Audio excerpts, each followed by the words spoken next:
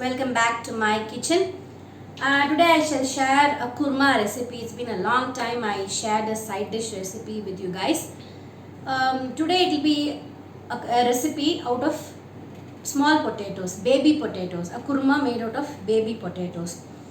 You would have tried this with different varieties, or you would have tried different varieties of kurma. This variety is little different. Don't think that I keep telling this always. No, this is really going to be different because it's not the usual way of preparing a kurma with garam masala or a coriander powder, chili powder and all that. It is little different. So let's go to the kitchen to see how to prepare this potato coriander or potato kotamali kurma. Come. So this is baby potatoes, one large bowl of baby potatoes cooked and peeled. Yeah, I have added just little bit of negligible amount of salt to this. You can add salt or just leave it at that. And this is 1.5 bunch of coriander, fresh coriander leaves, washed. Then this is one large onion, chopped into small pieces. And then here we have one full garlic, large pieces, can you see this? It's a large clove of garlic. I have peeled one full garlic, 3 chilies, this you can adjust to your spice levels, and approximately 2 tablespoons of saunf seeds, 10 to 15 whole cashew nuts, and approximately say 1.5 tablespoon of poppy seeds. So I have taken a mixer. We are going to grind the masala at first. So to the mixer I am adding all at one shot cloves of garlic, chilies, cashew nut, saunf and gasgasa, poppy seeds at one shot. So in an iron skillet, I am adding 4 tablespoons of oil, any oil.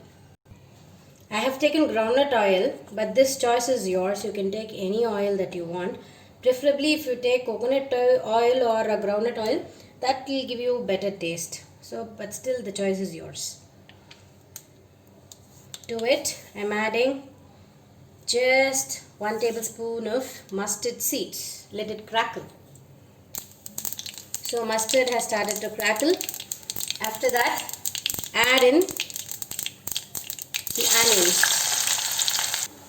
So while the onions are getting cooked, meanwhile you can grind the items that we had taken to, for the masala, I mean to say. So it's into paste now. So you can see the onions are cooked and turned into light pink in color. At this stage, add in the ground masala. So I have added in the ground masala now. So after you have added the ground paste, this is the consistency. The oil separates from the masala. So you have to wait till then. Meanwhile, you can grind the bunch of coriander into paste. So this is ground into paste. Just one leaf of coriander is left. That's okay. That's fine. So this is a ground paste. So after you pour this, just wait for 2 seconds and then you can add in the potatoes.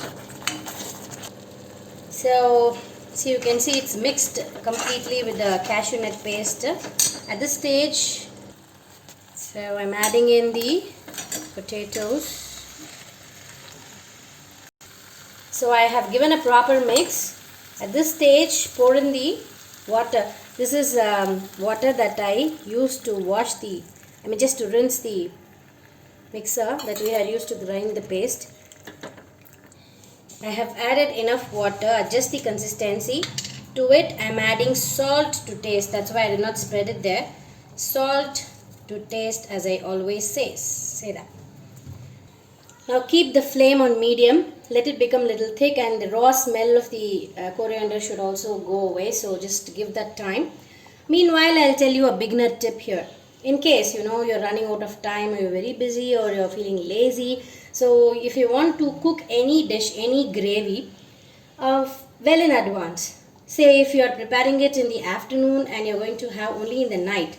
At that time, obviously the consistency will change, else it will become very thick.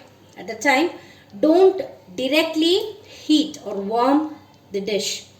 All you have to do is boil water well, then add it to the bowl or a vessel wherever the gravy is. Add hot water to it, adjust the consistency, and then only reheat the dish, reheat the gravy, be it sambar or anything. While you do this, the taste of the dish doesn't get altered. Yeah, understand that. So another thing I would like to mention is, as I always tell in the other types of gravies also, when you grind cashew nut and poppy seeds to the gravy, it makes the gravy rich and creamy also, and the taste is excellent. But at the same time, it has this tendency of thickening the gravy. So you have to be careful about it and adjust water accordingly. Yeah, remember that. So you can see in the video, the gravy is thick and slightly the oil has started to float at the top. So this is the right stage and the gravy is done. You can switch off the gas.